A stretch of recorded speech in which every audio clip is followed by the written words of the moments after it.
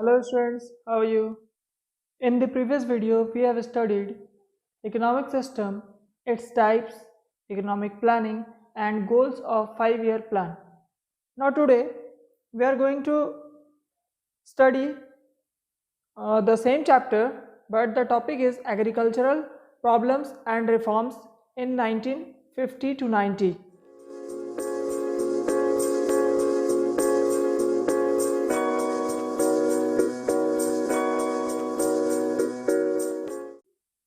In the previous chapter, we have learnt that there was neither growth nor equity in the agricultural sector during the colonial rule. At the time of independence, the land tenure system was characterized by intermediaries like zamindars who merely collected rent from the actual tillers of the soil. The low productivity of agricultural sector forced India to import food from the United States of America. The agricultural sector accounted for the largest share of workforce with approximately 70 to 75%. So, agricultural development was focused right from the first 5-year plan. Agriculture. First, we have to study the role of agriculture in the Indian economy. Agriculture is the backbone of Indian economic system and economic activity. The role of agriculture can be clearly seen from the following. Agriculture contributes significantly in national income. It provides employment to a large workforce, about 70 to 75%. It provides the basis of industrial development. And last is a large portion of country's trade and services depends upon agricultural operations. So, in these fields, agriculture was so important activity of India. The next topic is main features of problems of Indian agriculture. There were also some features or problems arises in the Indian agricultural sector. Number one is low productivity. Indian agricultural sector was known for its low productivity.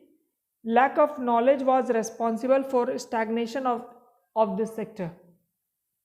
Second is disguised unemployment. It refers to a state in which more people are engaged in work than are really needed.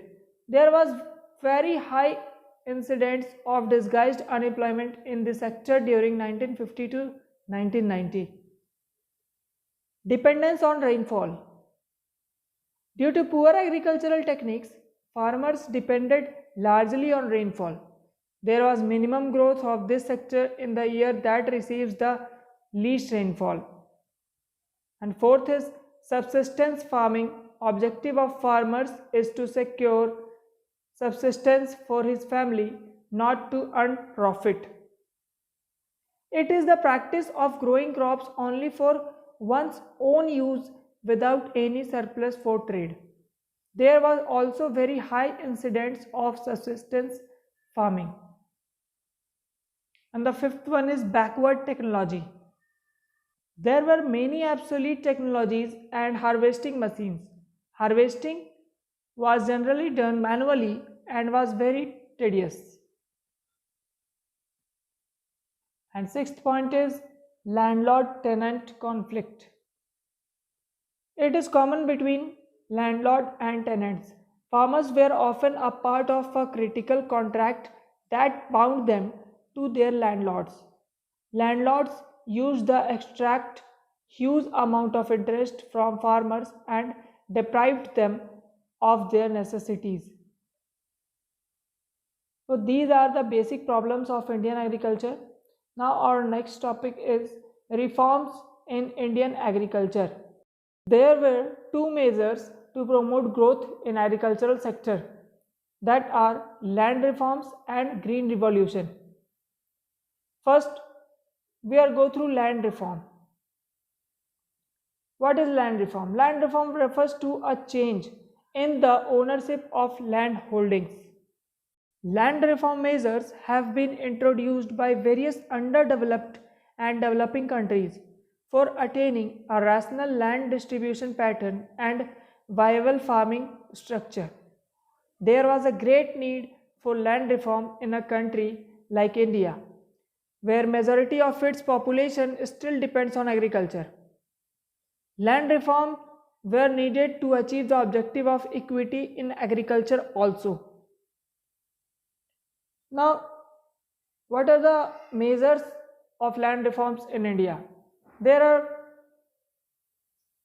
three measures which are taken in the land reform.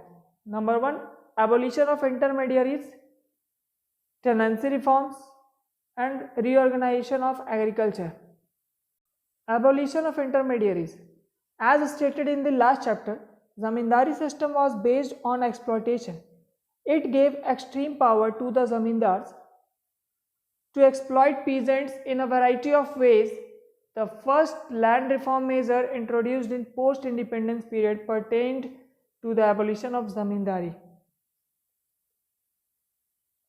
Tenancy reforms. These reforms were introduced to improve the condition of tenants who actually cultivated the land. These reforms consisted of three measures, that is, regulation of rent, security of tenure, and ownership rights of tenants. And the third one is reorganization of agriculture. It includes three measures. Number one, redistribution of land by imposing land ceiling. Second, consolidation of holdings. And third is cooperative farming. These were the measures of land reforms. After the measures taken with land reform, India came to this conclusion that land reforms were successful in Kerala, West Bengal, because governments of these states were committed to the policy of land reforms. Unfortunately, other states did not have the same level of commitment and vast inequality in land holdings continued. And the second reform of agriculture is Green Revolution. It refers to the large increase in production of food grains due to the adoption of new agricultural strategy. The new agricultural strategy was adopted in India during the third plan, which was during 1960s. The traditional agricultural practices followed in India were gradually being replaced by modern technology and agricultural practices.